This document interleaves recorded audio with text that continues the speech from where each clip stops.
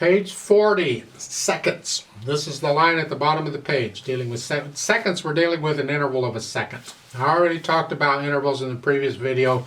If you're confused about them, please go watch that video. But a second is simply the next note up. You're going up or down in steps. The distance between those are seconds. They're all seconds. And that's what we're dealing with here. Don't have a lot to say, it's just a bunch of seconds. No new symbols being put in, just a bunch of seconds. They want you to say the names of the note. That's nice. I'd like you to say the names of all the notes. It's important that you be able to do it. It's also important that you be able to play these without looking at the keyboard, because you need to develop that feel. You might have to look at first, but eventually you need to be able to play this without looking at the keyboard. Now there's some things in really harder music where you have to look at the keyboard. I'm not talking about that. I'm talking about this.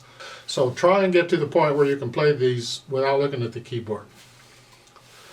Now, I'd like to explain one little thing here, since I don't really have anything to talk about, and that is my left hand. Sometimes when you see me playing, you'll see a slight shake in the left hand, or the thumb will shake or something. It's called a persistent quiver. My doctor says it's there. Good luck. Deal with it.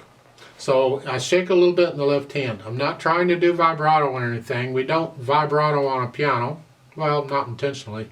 So that's not it. Just understand I'm shaking a little bit sometimes in the left hand. I'm old. Give me a break. Yeah.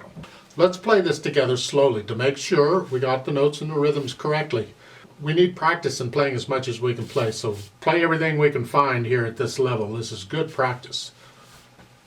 I'll give us 4 counts, so go ahead and put your hands in C position. Here we go. 1, 2, ready, go.